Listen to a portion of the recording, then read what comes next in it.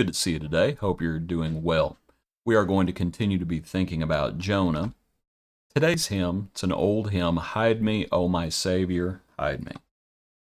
Hide me, O my Savior, hide me in thy holy place, resting there beneath thy glory. Oh, let me see thy face.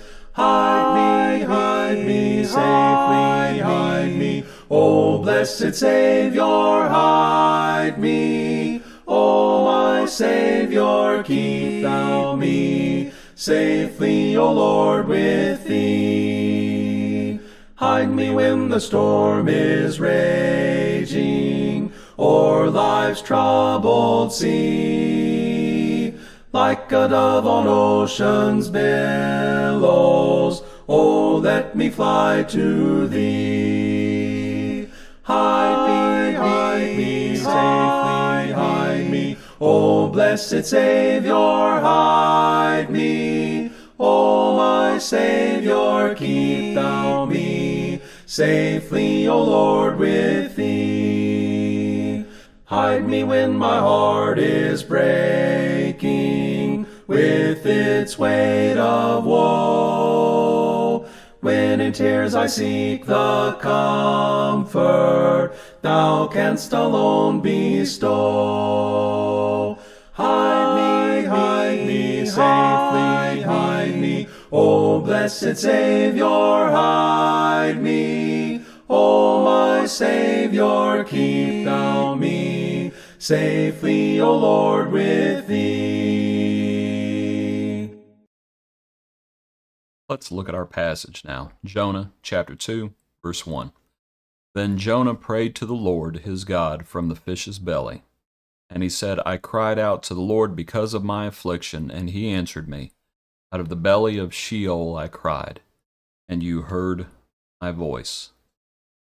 Hide me, O my Savior, hide me. Death. The last enemy that is destroyed is death. And until that time comes, that enemy remains, death. And so as we face our own mortality, as the outward man perishes, as it is appointed for man once to die, we cry out to the Lord because the Lord is the only one who has a solution for this. I assure you, Jonah was not expecting, I don't know what Jonah was expecting. We know what's going to happen. Jonah, to read the account, and let's go ahead and read it. Jonah chapter 2, verse 3. For you cast me into the deep, into the heart of the seas, and the flood surrounded me. All your billows and your waves passed over me. Then I said, I have been cast out of your sight, yet I will look again toward your holy temple. The waters surrounded me, even to my soul. The deep closed around me. Weeds wrapped around my head. We'll read the remainder here in just a moment. He's dying. He thinks he's dying. You know, all sorts of folks, critics over the years have criticized and thought that the whole account of Jonah is just unfathomable. Jonah probably thought it was unfathomable too. Until it happened. He's dying. And he cries out to the Lord. And the Lord's going to hear that cry. When we are faced with mortality, we should cry out to the Lord. And if people say, well, he's only crying out to the Lord because he's dying, okay, that's fine. Thankfully, the Lord is merciful. And as long as we're still able to, we'll cry out. And Jonah He thinks he's dying, but he's not dead yet. Not dead yet. Back to our passage. There in verses 3 down through verse 5. For you cast me into the deep, into the heart of the seas. Then I said, I have been cast out of your sight. God's chastening rod. Not pleasant. Jonah has disobeyed God. Now he is being chastened. And the Lord's chastening rod, not enjoyable. Hebrews speaks about it. And when the Lord's chastening rod is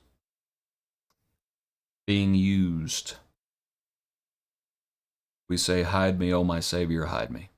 Do you remember when David sinned and the Lord gave David several choices? I can't remember if it was 2 choices or 3 choices. Whether he wanted to fall into the hands of his enemies or whether, and there's 2 or 3 other choices, but one of those choices was to simply fall into the hands of the Lord, and the Lord would discipline him as he saw fit. And David chose the Lord. He said, don't let me fall into the hand of my enemies.